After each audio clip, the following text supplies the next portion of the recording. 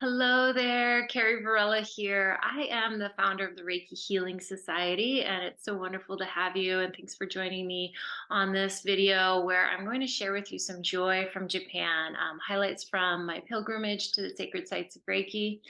I had an opportunity to travel to Japan for the first time, and I've been a Reiki practitioner for 16 years, and I've always had it on my vision board to go to Japan and see some of these sacred sites of Reiki from with my own eyes. And so it was such a dream realized to travel through Japan. And I wanted to share some of the highlights from my trip with you all. And maybe you're just watching this video because you know me and you want to follow along with my travels. And that's wonderful. And perhaps you're also watching this video because you love Reiki or you're a Reiki practitioner. They can be one and the same, synonymous with each other, but you don't have to be a Reiki practitioner to love Reiki by any means. Um, anyway, so I hope that if you're watching today and you love Reiki or a Reiki practitioner, that you can take some of these amazing gems from Japanese Buddhism, from different religious and cultural practices in Japan, and reconnect to the roots of Reiki, so that you can understand Reiki a little bit better and hopefully get inspired about the depth and the beauty of this practice. So here I am. I am on Usui Gangen, Usugi Gangen rather, and these are literally the roots of Reiki. This is the top of Mount Kurama, the place where Usui Makeo received enlightenment.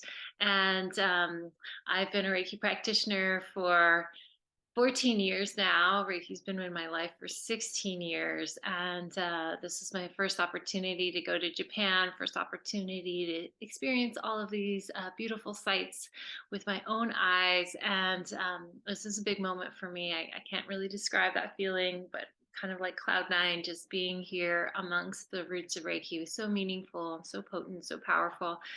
And so I hope you get some of that positive energy coming at you here in this little talk.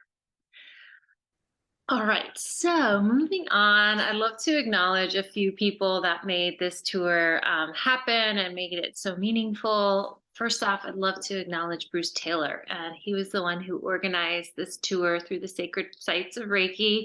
He did it in honor of the 100 years, the anniversary of 100 years of Reiki. And he's doing tours. He'll be doing more tours through Japan, other tours and retreats and other amazing places in the world. And so I will leave his contact information in the notes on this video. And I just highly encourage you to check him out if you're interested in doing a similar kind of tour yourself. Another person that made this tour so incredible was Yakutin Inomoto Sensei. And he is a Japanese Reiki practitioner and has done so much for the Reiki community to help translate certain aspects of the Japanese language as it relates to Reiki. He has started his own Reiki lineage in Japan and is doing a lot to bring Reiki back to Japan. And he also offers a weekly Reiki share in Kyoto. I got to go to one of his Reiki shares. It was really great. And so if you're ever in Japan, you might want to try to look him up. I'll leave his contact information as well, a link to his website as well in the notes.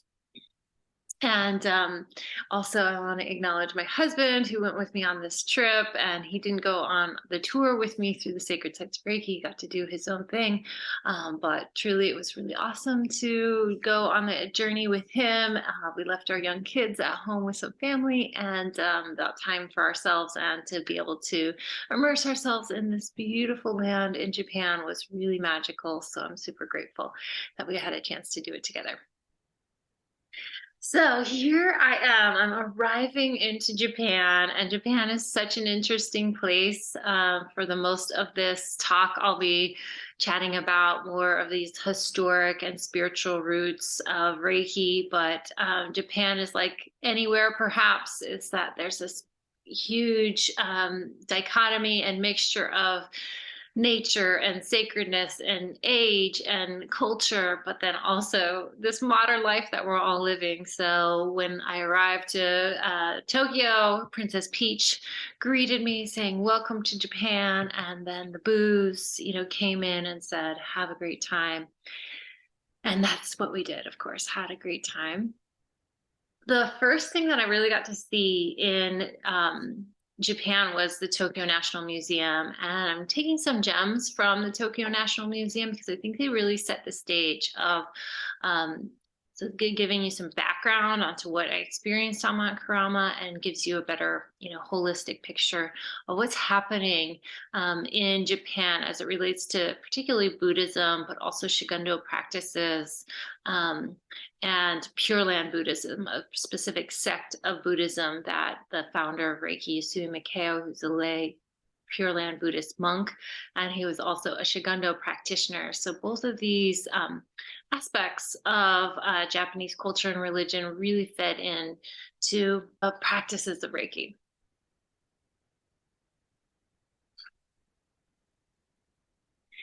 So this is the Amida stone tablet. And if you walk away from anything from this presentation, I invite you to walk away with a greater knowledge of Amida. And Amida is a Buddha, sometimes considered a bodhisattva, and I'll break down some of those distinctions shortly.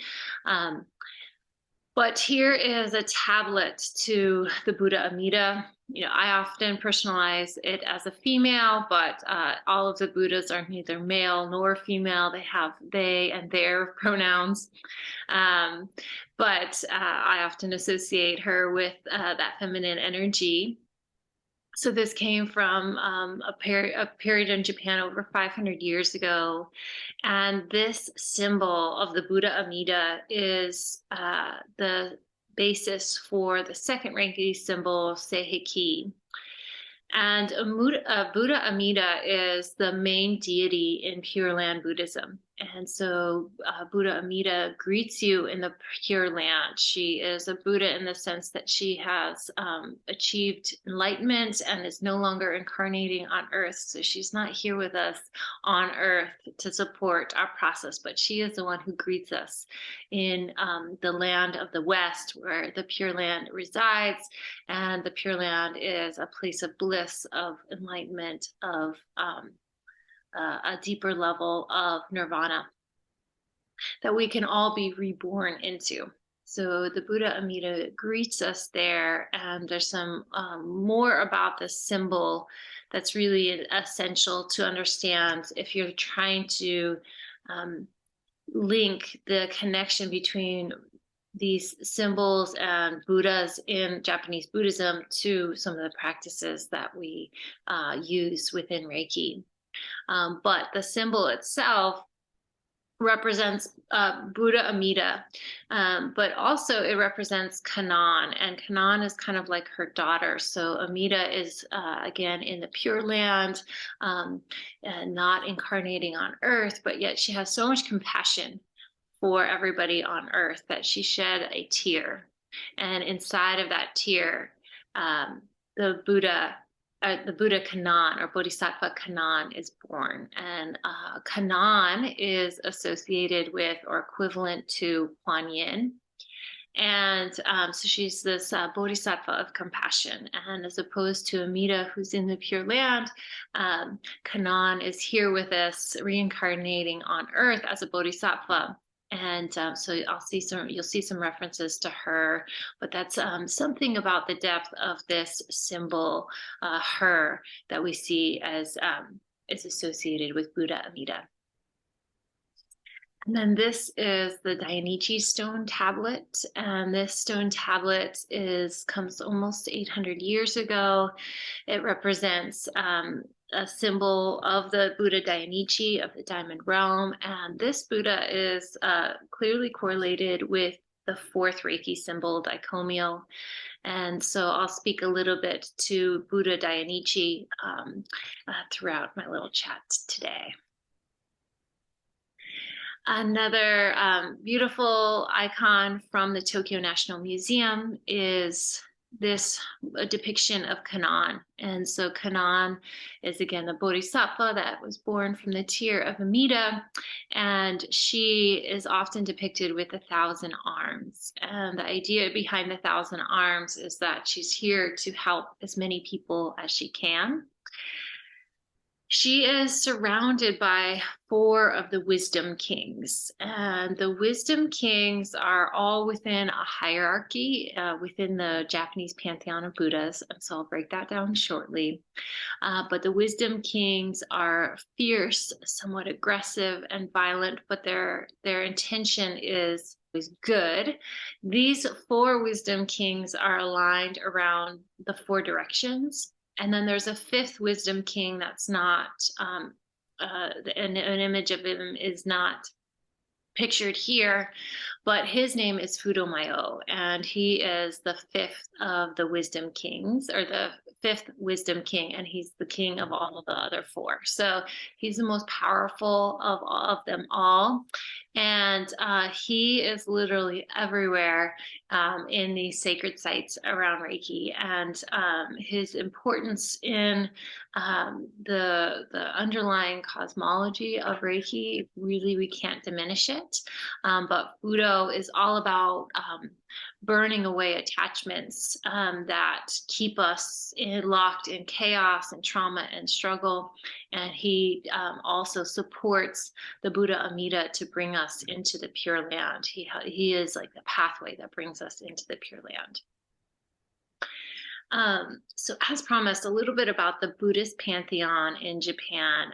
The pantheon of Japanese Buddhas is defined by a hierarchy, and it's ordered from the Buddhas at the highest down to religious masters. And I've only broken out the top 3 of these because they're most relevant to the discussion about Reiki. But Buddha means an awakened one, and it distinguishes those in the pantheon that have attained nirvana and the Buddhahood through their own efforts and insight without a teacher to point out the Dharma. So one of the interesting distinctions between Western Reiki and traditional Reiki is the chakras. And so the chakras themselves, they come from yoga, and they're an amazing tool to use within energy healing. I'm a big fan of the chakras. However, they do come from India, and they are probably, the whole idea of the chakras is ancient. It comes from the 6th century. So the ideas of the chakras, I'm sure, spread from India all the way to Japan, as you can see by evidence of this chakra wheel. But nevertheless, the idea of the subtle body, the awareness of the subtle body in Japan is of the 3 diamonds. And you can think of the 3 diamonds as a simplification of the chakras, perhaps, or their own unique entity. But the way the Japanese view the subtle body is that we have 3 main energy centers. So one located in the belly called the hara. You could think of that as maybe the sum total of the root chakra, the sacral chakra, the solar plexus chakra. In this energy center, it's our connection to our power, our grounding, and our original energy. The 2nd diamond is in the heart, associated with love, compassion, but also with living, just being alive, that spark, that essence of life. It's contained in the 2nd diamond. The 3rd diamond is in the mind, and it's associated with enlightenment and sun, consciousness, and awareness. And the heavens, also a direct connection to the heavens. So I didn't see really any other evidence of chakras in Japan. I only saw this connection to the 3 diamonds, which is literally everywhere. But nevertheless, I think that the idea is that the chakras are everywhere, and obviously being used in Japan as well. So this is a Dharma wheel excavated from the Edo Castle. This Dharma wheel was used in esoteric Buddhism to pacify the land. The pole was inserted through the center and then placed in the ground and probably spun in order to clear and pacify the land. So chakras are there, and they might have been used for different purposes or had a different meaning in Japan as opposed to how they're used in India, and perhaps also how we use them in the West in energy healing. There's also 5-element pagodas. So these are everywhere. And sometimes they show up like this. Sometimes they show up in other ways. But the esoteric Buddhist teachings state that the whole of existence is represented by the 5 elements: earth, water, fire, air, and space. And these 5 elements are symbolized in the 5 layers of 5 ring pagodas. So I saw these everywhere as well in Japan, although this is the only picture in the slideshow of one. So why I mention that as a practice from Shigundo is to balance and harmonize the 5 elements in our subtle body. You can build your own pagoda inside of your subtle body. And the idea there is that when all of the elements are harmonized, the elements can collapse and you can experience yourself as the great bright light. So these are beautiful representations linking these teachings around the whole of existence, around our interconnection to nature, and they're just littered everywhere in Japan. So here's an image of me. I'm in the Tokyo National Museum. This is like the first day of my tour in Japan, and I hope you can feel the energy, the joy coming from me, because I was totally in heaven. The culture, the religion, the artifacts of Japan are a total marvel for me. And I have my undergraduate degree in anthropology, and so all of this is, just right up my alley, and so beautiful to learn these deeper cultural and religious roots of Reiki, and how they formed the practice of Reiki as we understand it now. Was truly, it was just a beautiful thing to experience. So this also comes from the Tokyo National Museum, and I think it's a really good way of setting the stage for what you'll see at Mount Kurama. But there's this whole idea of mountain worship and belief in the decline of Buddhism. So from the late Nara period to Henan period, priests who worshipped in the mountains began to appear in Japan. They believed that Shinto and Buddhism are essentially the same faith, and that Shinto gods are in fact Buddhist deities. So they climbed up mountains in search of sacred sites where they could worship mountain gods. This form of mountain worship eventually developed into Shikundo, a unique folk religion to Japan. And what I think that is really interesting about this is this idea that Buddhism and Shintoism are essentially the same faith. And so this there's no clear lines between Buddhism and Shintoism. And in fact, we'll see on Mount Kurama that there's Shinto shrines on a Buddhist mountain temple. This whole idea also of climbing to the mountains is linked to the Japanese cosmology of the 3 diamonds. So they believe that before the universe began, an egg cracked open and spiritual energy descended to the earth as earth energy. Spiritual energy went up to the heavens as heavenly energy, and that the heart is this mixture of both, of earth and sky. And so this whole idea of going up to the mountaintops is an attempt to reach the heavens. And one thing also about Fudo-Myo is that oftentimes practitioners of Shigundo or other elements of Fudo is about burning away either impurities or attachments that we have to our drama, our chaos, our challenges, and so that we can realize the truth inside that. So oftentimes on mountaintops, not only were they going up as high as they could, but also burning fires. And the idea of bringing that fire, bringing that transformation all the way up to the heavens was a big part of what was happening in Japan during this time. So this is a Shigundo temple I had a chance to see while I was there. So I'm jumping ahead a little bit in my tour. And just out of respect for all of the time, energy, that Bruce put into the tour, I'm not saying the name of this particular temple or giving you the download on every single little thing that I did there, just kind of picking out those highlights that I think are really worthwhile to share. But some of the Shigundo practices that influenced Reiki are fasting itself. So if you're familiar with Reiki, you know that the founder of Reiki went to Mount Kurama to undergo a 21-day fast, where he was going to fast. And maybe he knew it was going to be 21 days, maybe he didn't, but the idea was that he was going to fast until he went into the afterworld in an attempt to achieve this state of enlightenment called Ansan Ditsume, where one becomes at peace inside of themselves, no matter what's going on outside. So we believe that that was the aim that Usui was seeking when he went to Mount Kurama and headed there. So one of his motives. But some of the practices that he was probably doing an attempt to achieve Ansan Ditsume was fasting, waterfall meditations, and intense trekking. So some Shikondo practitioners trek for up to 60 miles a day for like 1,000 days in a row.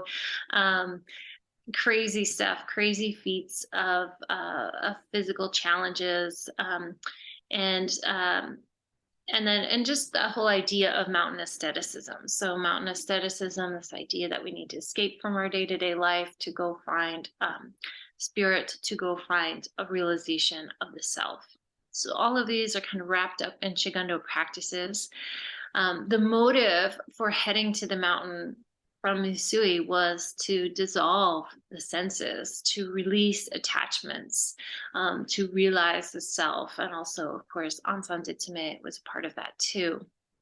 And so this temple was first built in the Han period. So you'll see that that's kind of this later time period that we are speaking to in the history of Japan.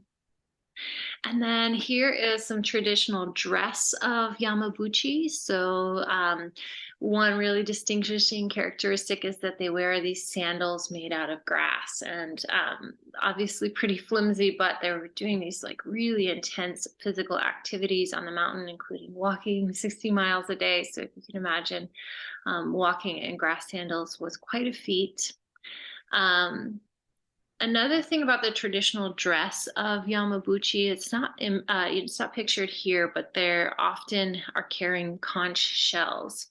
And so when they go up into the mountains, they might be going with fellow Yamabuchi who are either going to the same mountain or a different one or in the region. And so they use the conch shell to communicate to each other, like simple messages like, we're going home now, or I'm going to stay later. So they have that conch shell is how they communicate. And it's also a big part of the Shikondo Yamabuchi culture. So another thing from the Tokyo National Museum is in this mid-Han period, there's this belief in the Buddhism's decline. And this age of decline was thought to begin in the year 1052, leading people to associate recurring natural disasters, disturbances in society with this new age. And in response, aristocrats and others living in the capital began to create sutra mounds throughout Japan. Aristocrats also believed in a prophecy that a Buddhist deity named Maitreya would reappear in 5.76 trillion years. This is a lot of zeros, but that she would appear in the future and save all living beings. So transcribing sutra scrolls and preserving them in sutra mounds was likely a way for praying for peace in this world and the next during troubling times. So I'm going to talk more about this later because it really relates to some of the amazing things that are happening on Mount Kurama and have happened. All right, and then just some more beauty from Tokyo National Museum. In the gardens, there was this five-tiered pagoda, and that's also more than likely a reference to the five elements: earth, water, fire, air, and space. And then this big old gorgeous tree sat at the center of all these different buildings and complexes associated with the Tokyo National Museum. It was so gorgeous, so vibrant, so alive. And then also here is a samurai and some traditional samurai dress. And we understand that Usui Mikao came from a samurai family during the specific time of his life. The samurai clan was in decline, but nevertheless, his connection to the samurai more than likely gave him more freedom and permission within his family and society to follow a spiritual path. So next up, I went off to Tokyo. I went off to Kyoto from Tokyo, and I got a chance to take the bullet train, which is such a big part of my experience. But I wish I could have included videos in the slideshow, but feasibly it doesn't work.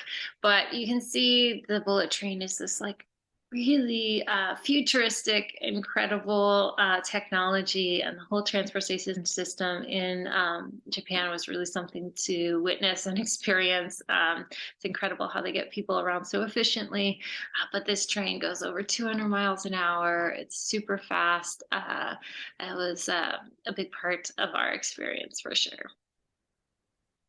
So you're probably all watching this little video for this moment to experience Kurama. Kurama is the sacred mountain of Reiki that the founder of Reiki was on when he had an experience of this great Reiki or a light entering the crown of his head, where he realized he was one with the universe and the universe was one with him. And so Kurama was that place, that magical place that brought Reiki onto this planet and into our hands as we understand it today. So it's Reiki's Mecca, the birthplace and the headwaters for all Reiki lineages worldwide. And here is the main temple on Mount Kurama. And it's truly a beauty from outside, but it's also gorgeous inside. And I've been to a lot of temples in my life, but this one is just truly stunning. And inside the temple, it's customary that you don't take any pictures inside of the temple throughout Japan. And so I definitely wanted to respect that custom. But a little bit about what you would experience if you went inside this temple is that you'd see a depiction of the three main deities of Mount Kurama. And then also you see a depiction of the fourth deity. So there's three main lower deities and one supreme deity. And the supreme deity is the sum total of the other lower three. It's the one that those lower three entities or those lower three energies take you into an experience of what they call Santen, which is the realization of the consciousness and the awareness of the universe. And so they have this gorgeous statue of Santen, and what's customary whenever he is depicted is that there's a veil over the face, and so that you can't see the face and can't attach to a specific image. Again, these ideas come from Buddhism, and non-attachment is a big part of the Buddhist faith and religion. The reason why you wouldn't want to attach specifically to Santen or a facial image of Santen is because you need to actualize Santen inside of yourself, that the Buddha is actually inside of ourselves. It's not external to us. And that's one thing that makes Buddhism a very unique religion, is that it actually doesn't ask you to put faith outside of yourself. It asks you to put faith inside of yourself. The lower or the other three deities that definitely influence and are a big part of the culture on Mount Kurama is Maosen, and he is associated with the Hara, or the lowest diamond, the earth element, earth energies, our original energy. Kanan is associated with the heart, and so I've already spoken about her, that thousand-armed goddess. Then Bishamontaine is associated with the third diamond in the mind, and he is associated with the sun, light, and enlightenment.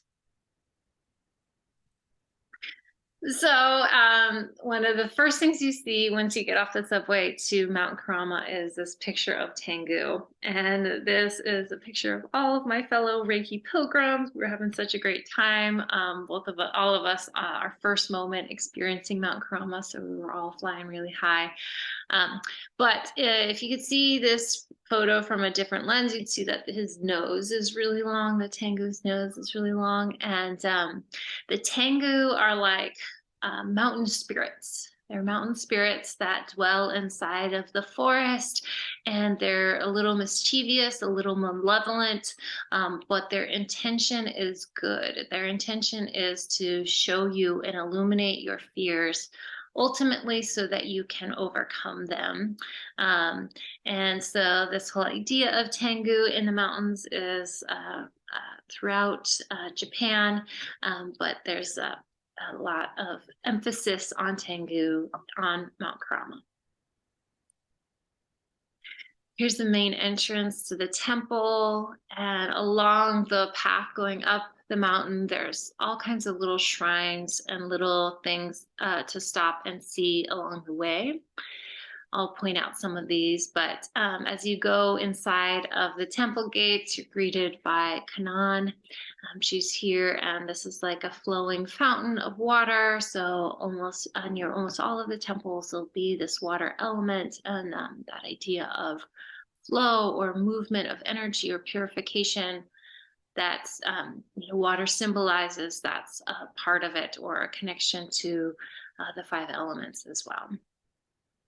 Everything on Mount Kurama was just immaculately cared for, including like this painted bridge and these light poles that were all across the mountain. And what was like so funny is that when we arrived our first day on Mount Kurama, we were all so enthralled and just taking so many pictures, and we all came home with like a gazillion pictures of these light poles, but light lanterns, but they're so beautiful. But they kind of frame your walk up the mountain. Something that you come across along the journey is this symbol of the teachings of Mount Kurama. And almost all of the other things that you run into on Mount Kurama don't look futuristic. They look old, ancient, kind of fit this temple vibe that's throughout Japan. But this is very unique. And the statue represents love, light, and strength. It's a symbol of the teachings of Mount Kurama. And strength, that might be like a little bit of a mistranslation. I'm not sure. The pamphlet was translated from Japanese to English, but strength, I would assume I could also equate with earth element or power. And so this is also a representation of the 3 diamonds: the earth element, the heart element, the light or heavenly element is here. And then Santen is kind of like the center of the mountain. It's something that all 3 of these ideas are spinning across and eventually point us and lead us in the direction of Santen. So this is a dragon fountain that you find along the way, and water element near all of the temples. This particular one, you can wash your hands in it. It's something that helps you purify yourself as you're walking up higher to the higher altitudes of Mount Kurama. This is an image of the Yuki shrine, excuse me. And the Yuki shrine has this Japanese cedar tree, and it's about 800 years old. It's 53 meters high. It's believed that if you pray to this tree with all your heart, your wish will come true. So at the Yuki shrine, you'll find some lion dogs carved from stone, and it's a symbol for healthy babies, or a place that you could go to pray for the health of your children. As you can see, this particular cedar tree has this wrapping around it, and that is a Shinto practice that indicates that there's a kami, or there's a spiritual energy or special god inside of the tree, which I think is really beautiful. And again, it illustrates that like Buddhism and Shintoism are interwoven with each other inside of Japan. Here's another view of the main hall, and a little bit about the history of this temple and the particular history around mountain asceticism of Mount Kurama. And so according to records dating back to 770, there was a Chinese monk named Gancho, and he had a dream where he was instructed to go to the north, where a large amount of spiritual power was concentrated, and Tengu and mountain spirits were said to dwell.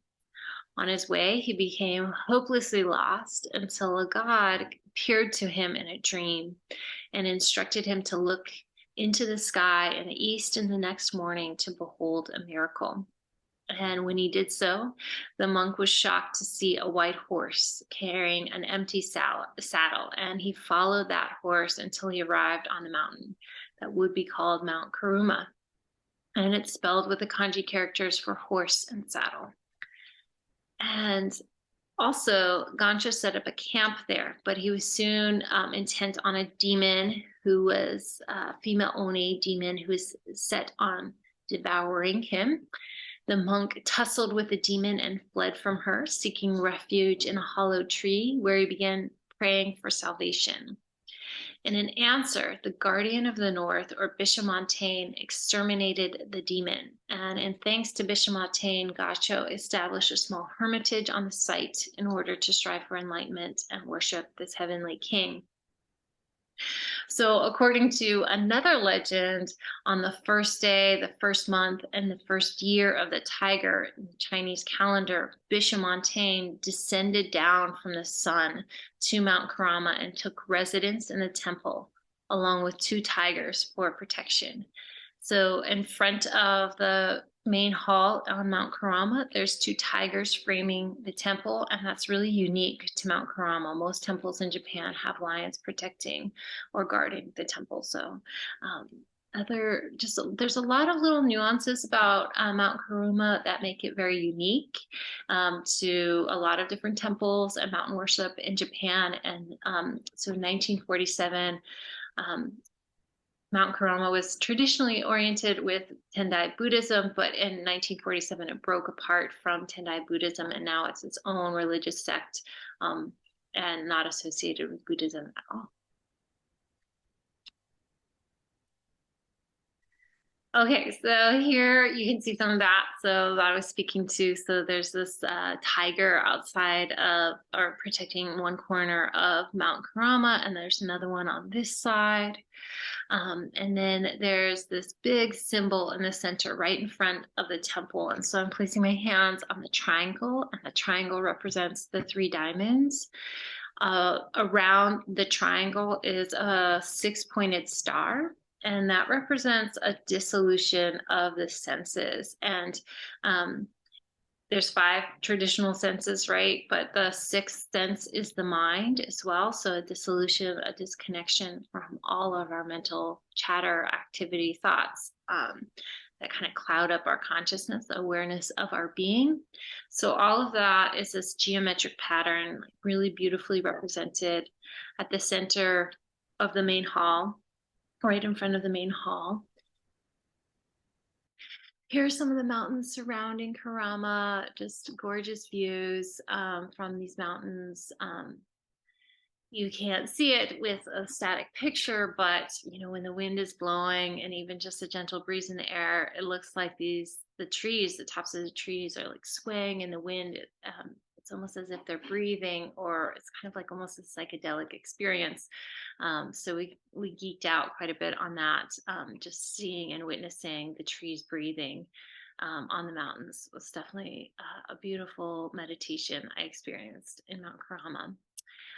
And here's a map of the different mountains that surround Kurama.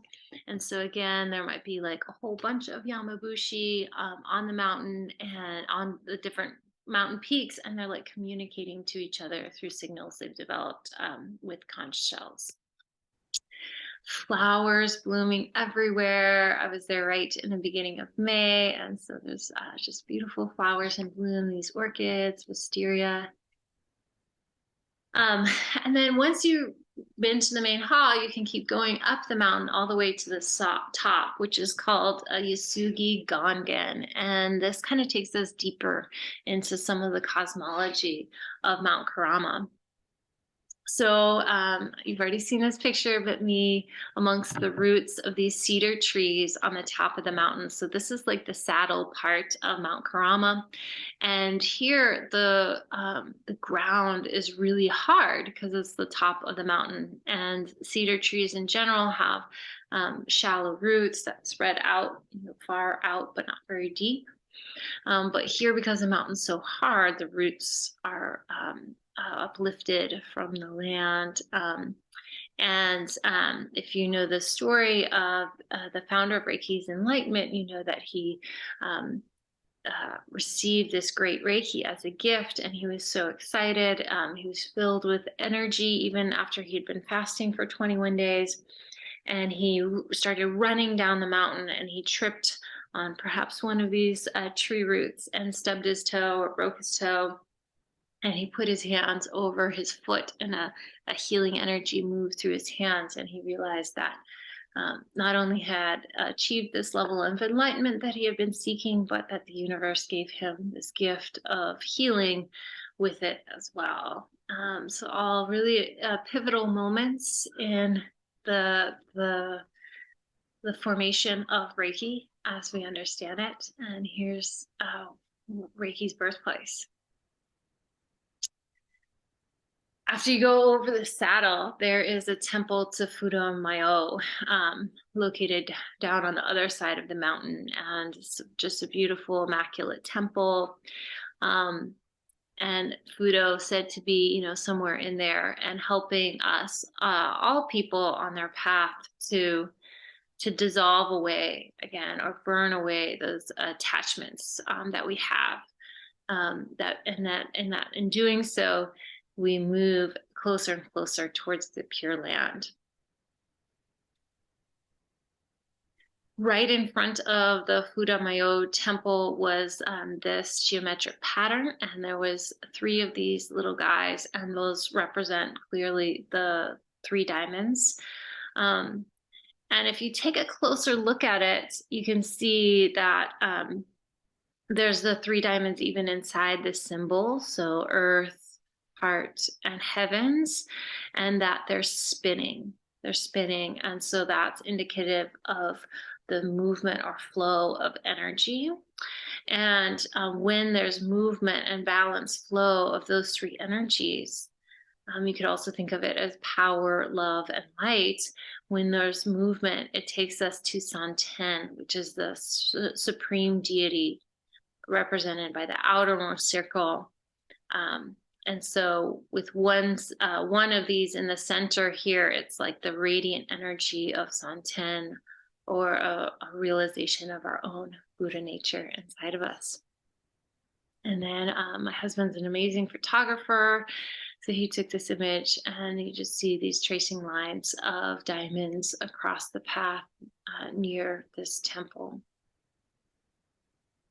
Another really cool temple that I got to see was this temple to Maosen. And Maosen is an extremely unique Buddhist deity in the Pantheon. And Kurama is the only place in Japan, only place in the world that worships this specific Buddhist idea. And so Maosen, said to have come to the earth 6.5 billion years ago from Venus. And with him, he came and brought all of humanity to the earth. He brought the energy of humanity to the earth. And his descent to the earth was so powerful. He came to the earth on Mount Kurama, and he is said to, as he smashed his foot down on the earth, this rock crumbled everywhere. And so this temple is said to house his living essence. He's still here, embodied, living amongst us, and that is his residence. So Maosen is definitely associated with the first diamond, the earth element, earth energies, also the chokure, or the first Reiki symbol, and that whole idea really of empowerment or power is also his vibe for sure. And then the water element is next to this Maosen temple, and we were all totally enthralled by this particular fountain. As you can see, as the water comes into the fountain, there's no ripple. And even when the wind was blowing, no ripple.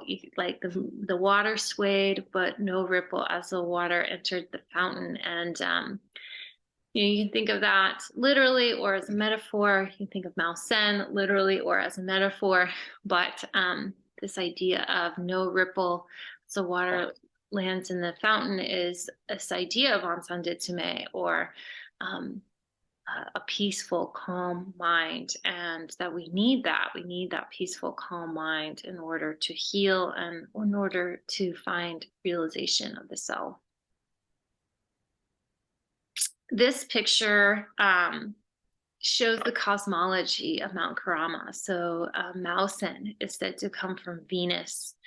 So that's represented here. And then Canaan is associated with the moon, and Bishamontaine associated with the sun. One of the really cool things I got to experience while on Mount Kurama was this full moon fire ceremony. And so the ceremony, there was, you weren't allowed to film or take pictures of any part of the ceremony, but the ceremony was really beautiful. It's held on the full moon in May every year, and a main priest comes out like totally decked out in all this regalia, and then there's all these monks and nuns also completely decked out in regalia, and then they lead us through this beautiful ceremony about connecting to the light inside of each of us and burning away those things that aren't that light. We all received this little red votive, and we held it in our hands as we went through the ceremony. At the end of the ceremony, the votives were placed along that geometric pattern in front of the temple that I described earlier.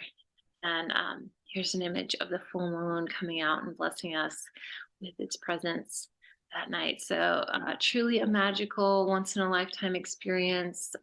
So grateful to have experienced it myself, and hopefully some of this vibe is flowing to you as well.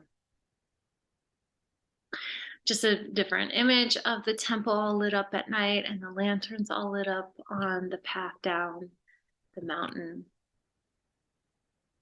Now, another thing that I got to experience while I was on Mount Kurama was this really special day in Deep Kurama. And so I talked earlier about this whole idea of bringing sutra mounds and bearing sutras under sutra mounds as a way of praying for this world and the next. So this was definitely happening on Mount Kurama. And this particular sutra mound was the second oldest that has been found in the area. And so this was happening on the north side of the mountain. The north side of the mountain is indicative or metaphoric of Bishamontaine. Bishamontaine is the guardian of the north. He's the guardian of Kyoto, and he's also on the mountain representing that sun element. He's the one who came down from the sun, taking residence on Mount Kurama. Here is a depiction of Bishamontaine, and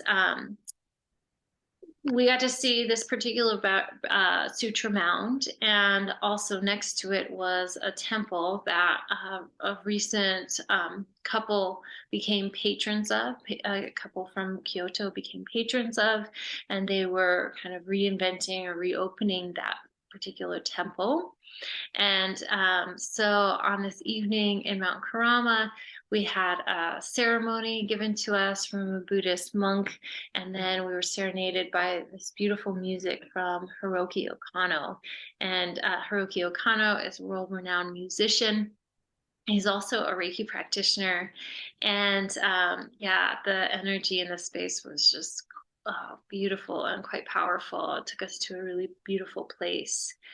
And so it's really wonderful to not only, have this experience, a really unique experience, but share it with many members of the community there as well. And then after the concert, I got to talking with Hiroki Okano. He's talking with all of us, and he talked a lot about, what influenced Usui Mikao to form what we understand Reiki to be today. And he said that, the Buddhism and Shintoism was like kind of the center of his influence, but also surrounding that was these Shigundo practices. And the Shigundo practices in particular really shaped the identity of Reiki, the system of Reiki. So I thought that was really interesting. One of the last things I got to experience while I was on Mount Kurama was the Usui Memorial Stone. And so after Usui died, his students came together and built this Usui Memorial Stone for him. It's located in a temple, but also like this the cemetery attached to the temple. And what was kind of fun about this experience is that I wasn't actually sure if I was going to make it. I went, this was the last day I had in Tokyo, and I had about a half day to go explore, do something, get into something. And I wasn't sure if I was going to make it to the Usui Memorial Stone, but as the day went, it just aligned that I got a chance to go. And as soon as I made the decision to go to the Usui Memorial Stone, I felt enveloped in peace, and this whole feeling, this energy of peace, really overtook me. And as I got closer and closer to the cemetery and to his memorial stone, the more palpable that feeling of peace became. And cemetery, I think, inherently peaceful. May all our relations rest in peace, for sure. But also, I think a beautiful legacy of the life of Usui Mikao, one dedicated towards peace, and that he shared his legacy of peace with all of us who practice Reiki. The memorial stone, there was fresh flowers at the memorial stone, so somebody's taking very good care of it. And then there's this big tree kind of kind of growing up next to the memorial stones. So it's just really beautiful, and that natural vibe is there as well. So I feel like this discussion wouldn't be complete without some of the amazing food I got to eat while I was in Japan. So fresh scallops at Nishiki Market, this whole street market that was just full of different amazing food, unique food. The sake was incredible. I can only share with you just some of the goodness of this bowl of ramen, big old pile of kimchi. It was absolutely delicious.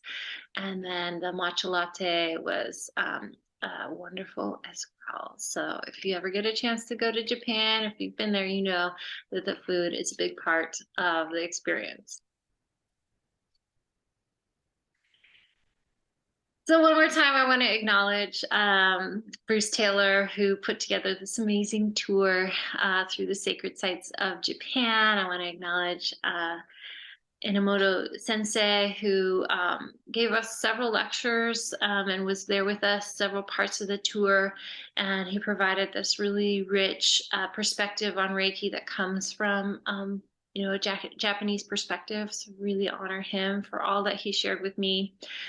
I want to thank my husband again. Wouldn't have been the same without him. And a lot of the photos in the highlight reel were from him as well. All right. Well, I want to thank also you for joining me on this little video, sharing some of the highlights from my pilgrimage to Japan. I obviously focus on those things that were more relevant to Reiki and Reiki practitioners, but Japan is a really beautiful place that has all the mosaic of old to new, including cats painted on walls and lucky cats in souvenir shops, and pigeons looking at us inquisitively, and life-size blue whales, and my organic reaction to seeing some. And I also wanted to share that if you are looking for more of this inspiration from the roots of Reiki, understanding Reiki prior to Western influence, that I offer Reiki level 1 through 3 trainings that is anchored in the Usui Reiki Ryoho lineage. And I also offer a training called Advanced Reiki Training, where I blend different aspects of Western and Eastern Reiki. So if you're looking to invest or learn more about Reiki from this perspective, I would love to share these courses with you. I also offer a mentorship program for aspiring and existing Reiki pros who are looking to have more support in the process of transforming from a student of Reiki into a practitioner of Reiki. And then finally, I also offer a community on Facebook that's all about bringing Reiki practitioners and lovers of Reiki together, supporting each other on our path of growing, learning, and healing within Reiki. So I'll leave links to all of that in the comments. And then one other thing I'd love to share really quick before I go is that if you love this video and you think it would benefit somebody else, please feel free to share it out there to your world. And thank you all again so much for joining me today. Have an amazing day, and I'll see you again in another video down the road.